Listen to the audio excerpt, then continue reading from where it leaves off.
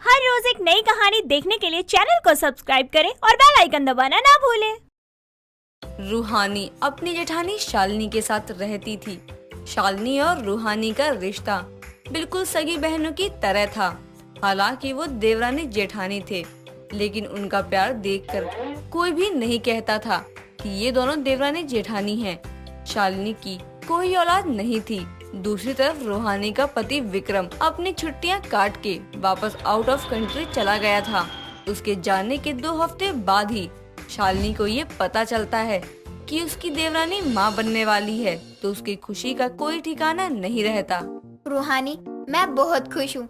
तूने मुझे दुनिया की सारी खुशियाँ दे दी हैं। अब हमारे घर में भी बच्चे की किलकारियाँ गूंजेंगी। हाँ दीदी, आप सही बोल रही हैं। अब हमारे घर में भी बच्चे की किलकारियाँ गूंजेगी। दीदी आप यहीं रुकिए, मैं ये खुशखबरी अपनी बहनों को भी सुना कर आती हूँ। इस तरह दोनों आने वाले बच्चे की खुशियाँ मनाने लगते हैं और कुछ समय बाद रूहानी खुशी से अपने कमरे में जाती है और अपनी दोनों बहनों को कॉन्फ्रेंस कॉल करके खुशी से बोलती है। चंदा और पिंकी दीदी, मैं आपको एक खुशखबरी देना चाहती हूँ। मैं जानती हूँ अगर आप ये खुशखबरी सुनोगी ना तो आप लोग भी खुशी से झूम उठेंगी। हाँ रूहानी, बताओ क्या बात है। आखिर ऐसी कौन सी खुशखबरी है जो तुम हम दोनों बहनों को कॉन्फ्रेंस में लेकर बताना चाहती है? दीदी, मेरे घर में भी खुशियाँ आने वाली हैं। क्यों, तेरे पति की कोई लॉटरी लग गई क्या? नहीं दीदी। तो क्या तेरा पति तुझे कहीं दिल्ली इंडिया से बाहर नहीं ले जा रहा? अरे नहीं दीदी, ये बात भी नहीं है। अरे तो खुशखबरी है कौन सी? बता तो सही। अब जब बताएगी नहीं तो हमको पता कैसे चलेगा? दीदी, मैं माँ बनने वाली हूँ और आप दोनों मासी। अब मेरे घर में एक बच्चा आने वाला है। मेरा घर भी बच्चे की किलकारियों से खिल उठेगा। अरे वाह बहन, तूने ये खुशी देकर हमारा मन खुश कर दिया। लेकिन एक बात तो बता, तेरा ख्याल रखने वाला वहाँ है कौन? मेरी जेठानी है ना, वो मेरा बहुत अच्छे से ख्याल रखती है। वो जेठानी नहीं बल्कि एक बड़ी बहन के जैसे मुझे प्यार करती है। देख रूहानी, जेठानी जेठानी ही होती है, चाहे तुम दोनों एक दूसरे को कितना भी प्यार दे दो। लेकिन जब बात बच्चे की आती है ना तो रिश्तों में कहीं ना कहीं खटास आ ही जाती है। नहीं दीदी, ऐसा नहीं है। मेरी जेठानी जी बहुत अच्छी हैं, वो मेरा बहुत ख्याल रखती हैं। रूहानी, हम दोनों तेरी बड़ी बहन है, इसलिए हम दोनों तेरा बुरा कभी नहीं चाहेंगी। और बड़ी बहन के नाते मैं भी तुझे एक बात समझाना चाहती हूँ। तेरी जेठानी बांझ है, बांझ। उससे थोड़ा दूर ही रहियो। कहीं उसकी छत्र छाया में आकर तू अपने आप को कोई नुकसान मत पहुँचा लियो। बाकी तेरी मर्जी है। इस तरह पिंकी, चंदा और रूहानी बात करने के बाद एक दूसरे का फोन कट कर अपने अपने कामों में व्यस्त हो जाती हैं। ऐसे ही कुछ महीने बीत जाते हैं और रूहानी की जेठानी शालिनी रूहानी का बहुत ही अच्छे से ख्याल रखने लग जाती है। शालिनी कभी रूहानी के सर में तेल लगाती तो कभी उसके हाथ पैरों की मालिश करती। अपनी जेठानी का ये प्यार देखकर रूहानी मन में बोलती है, मेरी जेठानी कितनी अच्छी है, वो मेरा कितना ख्याल रखती हैं। खामाखाई मेरी बहनें शालिनी दीदी के बारे में बोलती हैं। समय गुजरता है और रूहानी को आए दिन उसकी दोनों बहनें उसकी जेठानी के खिलाफ भड़काती रहती हैं, लेकिन रूहानी उनकी बातों में नहीं आती। और एक दिन शालिनी रूहानी के पास आती है और उससे कहती है, रूहानी, तुम्हें अभी फल फ्रूट की बहुत ज्यादा जरूरत है। मैं तुम्हारे लिए पपीता लेकर आती हूँ। पपीता सेहत के लिए बहुत अच्छा होता है, तुम उसको खा लो, तुम्हारी सेहत के लिए अच्छा होगा। और वैसे भी अब तुम्हारा 7वां महीना चढ़ गया है और अब तुम्हारी गोद भराई भी तो करनी है। इसलिए मैं चाहती हूँ कि जब तुम्हारी गोद भराई हो तो तुम अच्छी दिखो, तुम्हारे चेहरे पर अच्छा ग्लो हो। दीदी आप कितनी अच्छी हैं, आई लव यू। इस तरह शालिनी हंसते हुए किचन में पपीते लेने के लिए चली जाती है तो वहीं रूहानी अपनी बहन पिंकी से वीडियो कॉल पर बात करने लगती है। पिंकी और रूहानी वीडियो कॉल पर बात कर ही रही थी कि तभी उसकी जेठानी शालिनी रूहानी के हाथों में पपीता थमाते हुए कहती है, रूहानी, ले पपीता खा ले, तुझे पपीता खाकर अच्छा लगेगा। शालिनी रूहानी को पपीता देकर वहाँ से चली जाती है। अब रूहानी पपीता जैसे ही खाने जाती है वैसे ही वीडियो कॉल पर उसकी बहन पिंकी उसे रोकते हुए कहती है, रूहानी, ये क्या खा रही है तू? पपीता खा रही हूँ दीदी। क्यों, क्या हुआ? तू प्रेग्नेंट और पपीता खा रही है? किस पागल इंसान ने तुझे ये पपीता दिया है? शालिनी दीदी ने दिया है। और क्या हुआ अगर मैं पपीता खा रही हूँ तो? लो, हो गया कल्याण। अरे पागल, जब एक औरत प्रेग्नेंट होती है तो वो पपीता नहीं खाती, समझी? इससे तेरे बच्चे को नुकसान पहुंच सकता है। सीधे शब्दों में कहे तो तेरा मिसकैरेज भी हो सकता है। अपनी बहन की बात सुनकर रूहानी को बहुत गुस्सा आता है और वो पपीते की प्लेट लेकर अपनी जेठानी के पास जाती है और उससे बोलती है। शालिनी, शालिनी, क्या हुआ रूहानी? तुम इस तरह मेरा नाम लेकर क्यों मुझे पुकार रही हो? तुम चाहती क्या हो कि मैं भी तुम्हारी तरह बांझ बन जाऊं? रूहानी, ये क्या बोल रही हो तुम? तुम खुद तो बांझ हो और चाहती हो जैसे तुम बांझ हो वैसे मैं भी बांझ बन जाऊं क्या? रूहानी, तुम मुझे ऐसा क्यों बोल रही हो? आखिर मैंने किया है? वाह दीदी वाह, पपीता लाकर मुझे देती हो ताकि मेरा बच्चा इस दुनिया में ना आए। मेरे बच्चे को मारना चाहती हो और पूछती हो कि मैंने क्या किया है। मैंने ऐसा कुछ नहीं करना चाहा रूहानी। अच्छा, तो मुझे पपीता क्यों दिया था? जब तुम ऐसा नहीं करना चाहती हो तो तुम जानती हो ना कि पपीता खाने से बच्चे को नुकसान होता है। नहीं रूहानी, मैं सच बोल रही हूँ। मुझे ऐसा कुछ नहीं पता था। अगर मुझे ऐसा कुछ पता होता मैं तुम्हें पपीता कभी नहीं देती खाने के लिए। शालिनी की सफाई सुनकर रूहानी कुछ नहीं बोलती है और अपने कमरे में चली जाती है। ऐसे ही अब समय गुजरता है और अब रूहानी की गोद भराई का समय नजदीक आ जाता है। 2 दिन बाद शालिनी की देवरानी की गोद भराई थी। घर में अब काफी तैयारियां चल रही थी। रूहानी का पति रूहानी की प्रेगनेंसी के चलते अपने भाई के साथ वापस इंडिया आ जाता है। दोनों अपने पतियों को देखकर काफी खुश होती हैं और दोनों ही अपने पति के गले लग जाती हैं। विक्रम अपनी भाभी के पैर छूता है और आशीर्वाद लेता है। ये देख रूहानी बोलती है। अगर पैर छूने हो गए हो तो आप मेरे साथ हमारे कमरे में चलें। रूहानी, ये क्या तरीका है बात करने का? आप बस चलिए, आपको कुछ बताना है।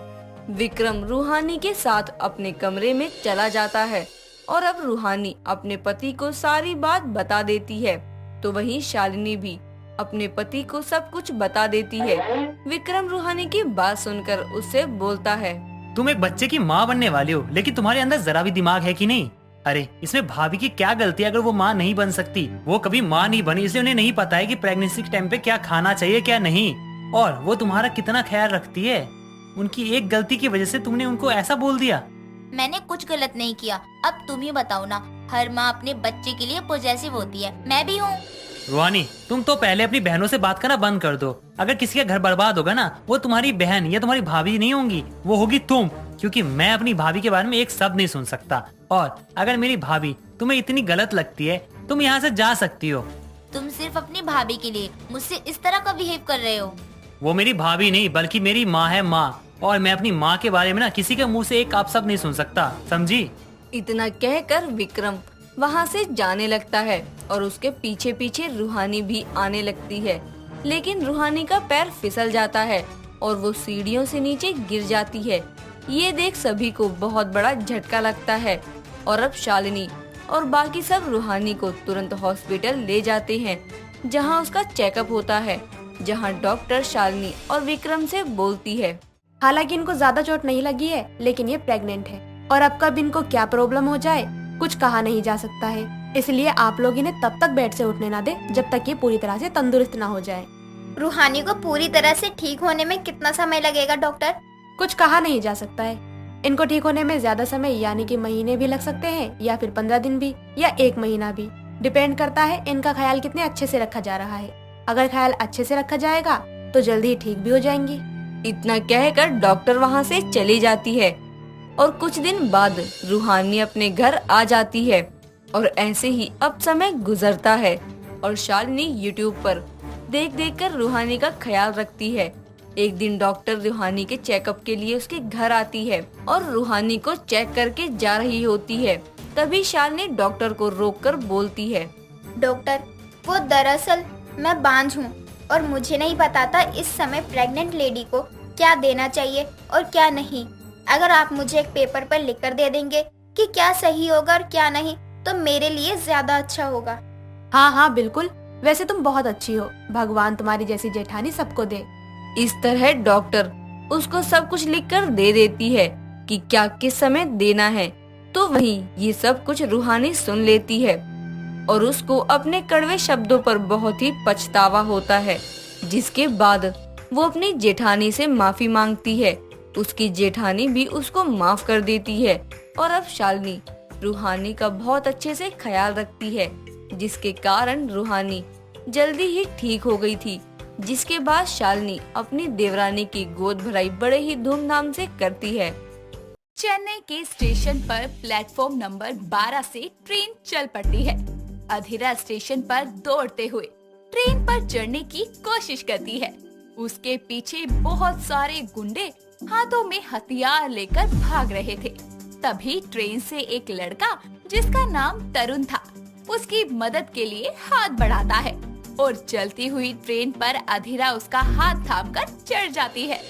सारे के सारे गुंडे ट्रेन पर चढ़ते लेकिन उससे पहले ही ट्रेन अपनी रफ्तार पकड़ लेती है। अधीरा उस लड़के को तमिल में थैंक्स बोलती है। चला धन्यवाद, मैं थैंक्स बोली। तुम्हारा नाम? Oh, myself Tarun. Nice name. ना पेरू अधीरा। अयो रामा, सॉरी जी, मैं बोली मेरा नाम अधीरा है। ओह, तो तुम चेन्नई से ही हो? हाँ, मेरा अप्पा अम्मा यहीं रहता है। मेरा अप्पा बहुत बड़ा गुंडा है। मेरा जबरदस्ती एक गुंडे से शादी कर रहा था, दैट्स व्हाई मैं घर से भागी। लेकिन अगर घर छोड़ दिया तो रहोगी कहाँ? मेरा फ्रेंड रहता है साक्षी, पूना में। उसके यहाँ मैं कुछ दिन स्टे करेगी, छोटी मोटी जॉब करके अपना आगे का देखेगी। अगर तुम्हारे पापा के गुंडे वहाँ पर भी आ गए तो क्या करोगी? अयो तरुण, मेरे को भागने का बड़ा एक्सपीरियंस है। मैं अपने अप्पा के गुंडों का इंतजार थोड़ी करेगी। मैं कुछ दिन साक्षी के पास रहेगी, उसके बाद मैं केन्या जाके सेटल हो जाएगी। अरे यार, तुम भागते ही रहोगी क्या? मेरे को उस गुंडे से शादी करके लाइफ डिस्ट्रॉय नहीं करती। उससे अच्छा है कि मैं ट्रेन के आगे आकर मर जाएगी, पर उस गुंडे से शादी नहीं करेगी। हाँ, मैं समझ सकता हूँ, लेकिन तुम्हारे अप्पा उस बुलशिट से तुम्हारी शादी करना ही क्यों चाहते हैं? अयो देवडू, मैं कैसे समझाऊं तेरे को? अधीरा और तरुण की बातें चल ही रही होती है कि अगले स्टेशन पर गुंडे पहले से ही उनको ढूंढते हुए ट्रेन में चढ़ जाते हैं। अधीरा उन्हें देखकर डर जाती है और तरुण से बोलती है, तरुण, तुम शौचालय में जाके छुप जा, क्योंकि ये गुंडी लोग तेरे को भी नहीं छोड़ेगी। तेरे को देख लिया इन्होंने मेरे साथ, इसलिए तू छुप जा। मैं देखती है इन गुंडी लोग को। अरे तुम क्या करोगी? मैं भागेगी और भगाएगी भी। तेरे को भागना है मेरे साथ या टॉयलेट में छुपेगी तू? मैं टॉयलेट में नहीं छुपेगी, मैं भी भागेगी। अधीरा तरुण का हाथ पकड़ते हुए बहुत तेजी से स्टेशन पर भागती है और दोनों जल्दबाजी में चेन्नई से भोपाल जाने वाली ट्रेन में चढ़ जाते हैं। और इत्तेफाक से तरुण का परिवार भी भोपाल ही रहा करता था। अधीरा उससे बोलती है, हम अगले स्टेशन पर फिर पकड़े जाएंगे। गलत ट्रेन चूज किया। अयो तरुण, ट्रेन काय को पकड़ा तू? चल जैसा भी है ठीक है, लेकिन तू किधर को जाएगा? मैं भोपाल में ही रहता हूँ। मैं यहाँ अपने दोस्तों के साथ छुट्टियाँ मनाने आया था, लेकिन वो लोग पहले ही निकल चुके थे। मैं लेट होने की वजह से अगली ट्रेन से जा रहा था, तब मुझे तुम मिली और उसके बाद की कहानी तुम्हें पता ही है। ओह आई सी, तू बहुत खुश नसीब है। तू अपने घर जा रही है। मेरे को देख, मैं घर छोड़ के भागी। कहाँ जाएगी, कैसे जाएगी, क्या करेगी, कुछ नहीं पता। तुम बुरा ना मानो तो कुछ दिन तुम मेरे घर चलो, वहाँ तुम्हारे अप्पा के गुंडे नहीं आ पाएंगे। मेरे घर वाले बहुत सपोर्टिव हैं, वो तुम्हारी मदद करेंगे। अगर मेरे अप्पा को पता चला ना कि मैं तेरे घर में है तो काट डालेगी तेरे को। रहने दे, मैं पूना में ही ठीक है। तुम्हें मुझ पर भरोसा नहीं है?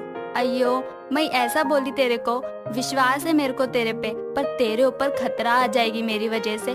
उसका क्या? उसकी बाद में देखेंगे। तरुण उसे बहुत समझाता है और अधीरा उसके घर जाने के लिए मान जाती है। भोपाल स्टेशन पर उतरकर वो दोनों तरुण के घर जाते हैं और तरुण के पापा सौरभ और उसकी माँ बबीता उन दोनों को साथ में देखकर बोलते हैं, अरे बेटा, ये कौन है तेरे साथ? कहीं तेरी? अरे पहले बच्चों को अंदर आने दे, फिर पूछती रहना आराम से बैठाकर। अधीरा बबीता और सौरभ को हाथ जोड़कर नमस्कार करती है और बोलती है, अंकल आंटी नमस्ते, मैं अधीरा। मैं तरुण को ट्रेन में मिली। मेरा घर चेन्नई में है। बस अधीरा, थोड़ा आराम कर लो, कहानी बाद में सुनाना, ओके? अयो तुम ठीक कहता, मैं बाद में बताएगी अपनी स्टोरी। बबीता अधीरा को अंदर लेकर जाती है और उसे अलमारी से कुछ कपड़े निकालकर देते हुए बोलती है, ले बेटा, हाथ मुंह धोकर इस साड़ी को पहन ले, तुझ पर अच्छी लगेगी। मैं तब तक खाना लगाती हूँ। अयो कितना सुंदर साड़ी है, मेरे को पसंद आया, मैं पहन के आती है। बबीता वहाँ से रसोई में चली जाती है और थोड़ी देर बाद सभी खाना खाने की टेबल पर मिलते हैं। बबीता सभी को खाना परोसती है। तभी तरुण के पापा सौरभ उससे पूछते हैं, बेटा तुम कहाँ से हो? अयो रामा, मैं बताई तो थी, मैं चेन्नई में रहती अप्पा और अम्मा के साथ। मेरा अप्पा मेरा शादी एक गुंडी से फिक्स किया था। मेरे को नहीं जमता तो मैं घर से भागी। तभी मेरे को ट्रेन में तरुण मिला और मेरी बहुत हेल्प किया।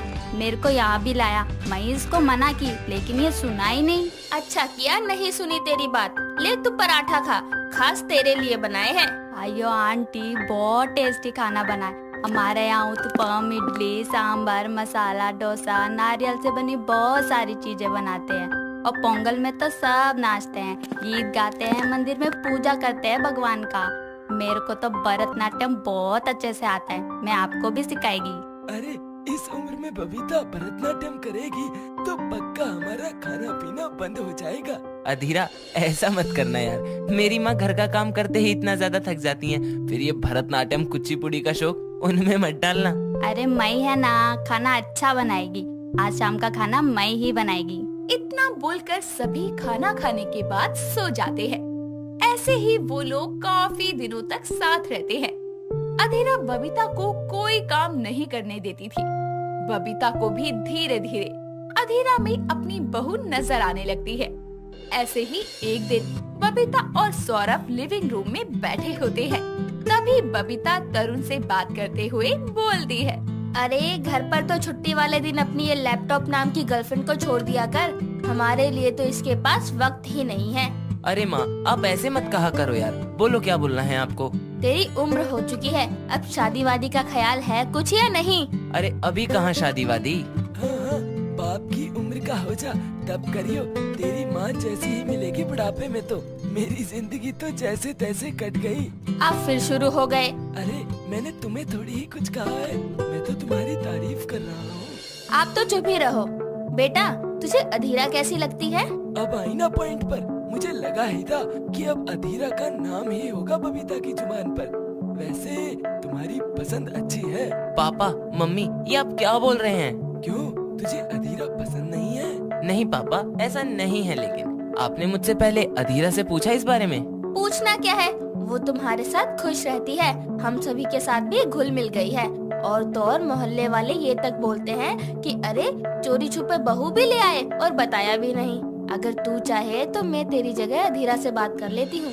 नहीं, मैं खुद बात करूँगा उससे। तभी ये सारी बातें अधीरा सुन लेती है और उनके सामने आकर बोलती है, अंकल आंटी, मैं आपको पहले ही बोली थी, मेरा अप्पा गुंडा है, मेरे साथ साथ किसी को भी नहीं छोड़ेगी। मेरे को तरुण बहुत पसंद है। आप लोगों ने तो मुझे अपनी बेटी की तरह समझा, लेकिन बेटा तरुण पसंद है ना तो किसी बात की कोई चिंता मत करना, हम तुम्हारी शादी कराएंगे, तुम चिंता मत करो। लेकिन अगर कुछ गलत हुआ तो आगे मेरा अप्पा काट डालेगी।